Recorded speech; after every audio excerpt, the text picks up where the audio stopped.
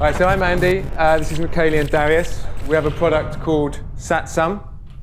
It's an online service that helps companies to manage their customer feedback. The idea behind it is that there's a lot of online survey tools, DIY survey tools in the market at the moment. We don't see it as a survey tool, we see it as an online research tool.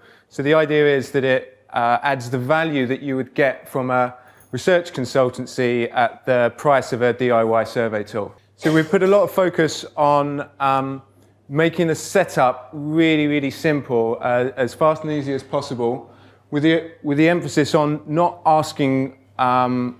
using survey language. So we don't expect people to know what questions they want to ask. We don't talk about questions or surveys. We ask you simply what your business is called and to tell us a handful of things that you think are important to your customers. And the structure that we have is specifically designed for some clever algorithms to run in the background, which I'll talk about when we get to the reporting section. Once you've collected some results, you get to this dashboard. The thing that's different about this from every other survey tool is that as well as getting a score for your customer satisfaction, you get this metric of importance. And the sizing of each of those attributes and how high they are at the list is an indication of how important they are statistically to your business. This is the dashboard as it is currently. We have a new dashboard coming out, which we're working on, which I wanted to show you, which has same scores, but it goes into a bit more granularity in terms of some of the metrics. It tracks your performance over time, and it gives you a measure of your net promoter score, if any of you are aware of what that is. It also goes into some more granularity about the open-ended data and digging into some of the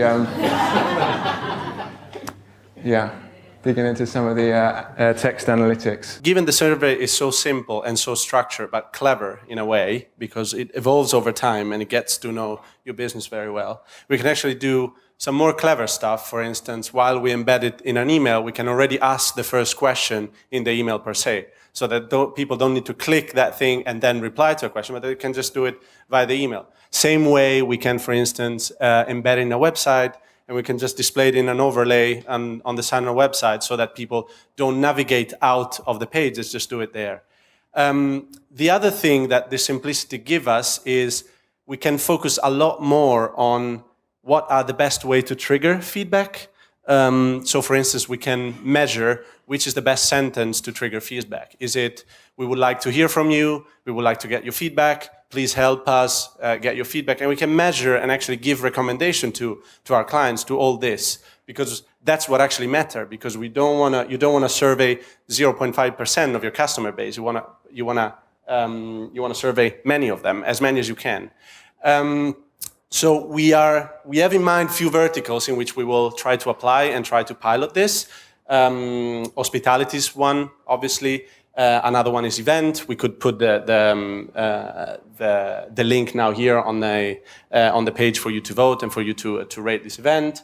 It could be IT services. But one of the feedback that we want from you also on the product is which vertical do you think we might be applying this to and exploring that too, because that's, is the beginning of what we're trying to do over the next few months.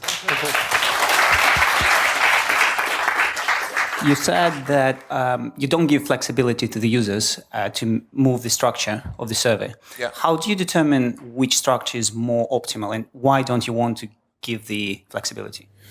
Well, there's a certain structure that allows the statistics to work, and that's what, by keeping that structure rather consistent, that's one of the ways that we've been able to provide something that's traditionally cost £20,000, £30,000 and a statistician at a very low price point.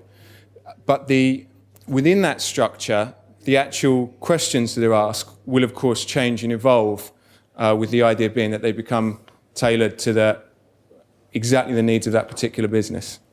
I'm wondering if you thought about using existing information out there at all. For instance, I'm sure if you're a business and you go on Yelp or something, to some extent, the question is answered.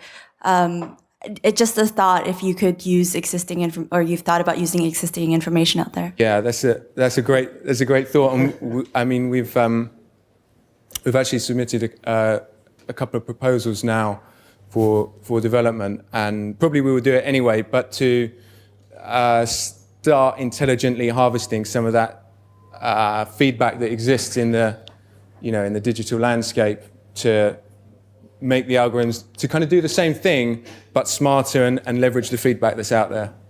It's a great idea, yeah.